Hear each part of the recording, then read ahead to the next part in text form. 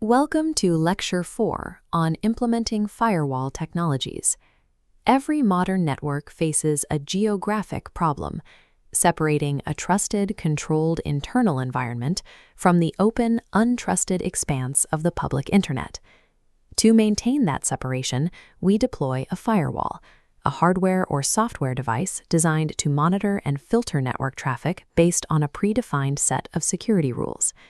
In this lecture, we are going to deconstruct the mechanics of traffic filtering, evaluate how different generations of firewalls handle data, and examine how zone-based architectures manage large-scale enterprise traffic.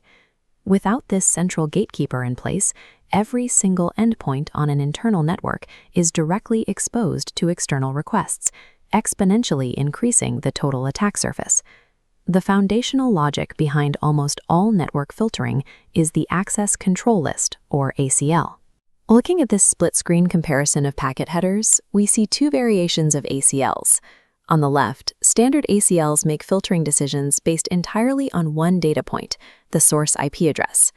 On the right, extended ACLs offer much greater granularity, filtering traffic by source IP, destination IP, the specific protocol like TCP or UDP, and the exact port number. Regardless of type, ACLs process rules using rigid top-down sequential logic. The firewall checks an incoming packet against the first rule.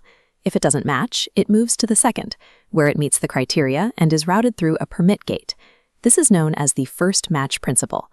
Once a packet satisfies a rule's conditions, the firewall executes the corresponding permit or deny action immediately, completely ignoring the rest of the list. If a packet runs through every explicit rule without a single match, it hits a fail-safe mechanism appended to the very bottom, the implicit deny all rule. Unmatched traffic is automatically discarded. ACLs promoted a mathematically precise, binary system of permitting or denying traffic. However, they have a structural limitation. They are stateless. They read the header on a single packet, but they cannot understand the ongoing context of a two-way conversation. This reliance on strict ACL header inspection forms the basis of packet filtering, the first generation of firewall technology.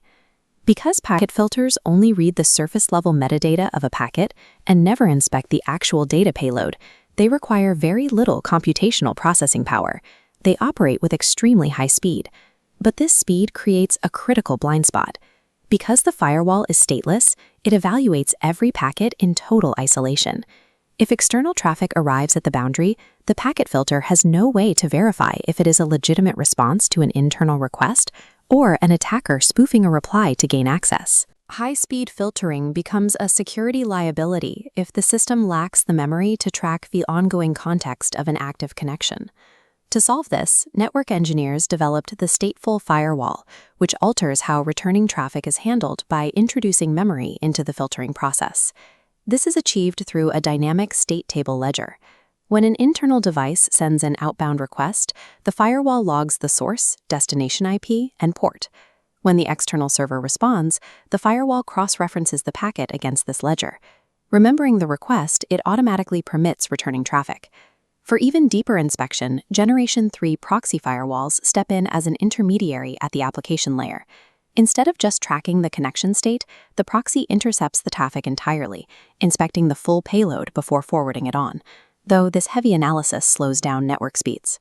The shift from packet filtering to stateful tracking and application proxies marks the evolution from simple traffic routing to context-aware network inspection.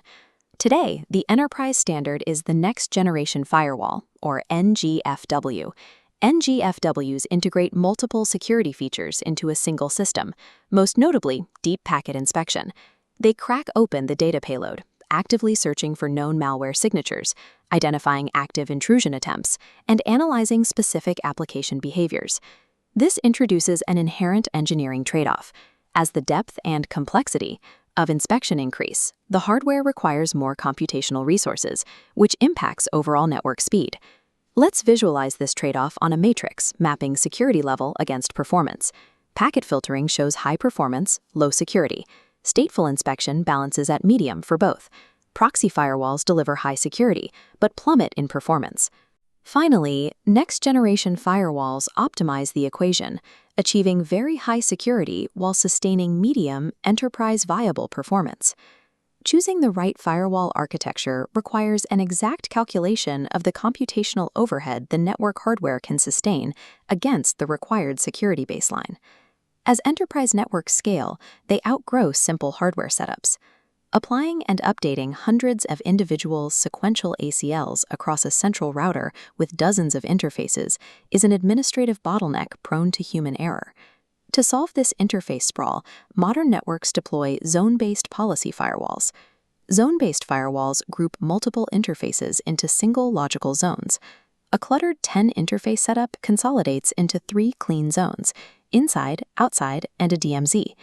Zone pairs establish one-way communication arrows, while policy maps attach to boundaries, defining exactly what traffic is allowed or dropped. Abstracting interfaces into zones means administrators no longer spend time managing disjointed lists of IP addresses. Instead, they manage broad, scalable business policies. We see this architecture applied when hosting a public-facing web server.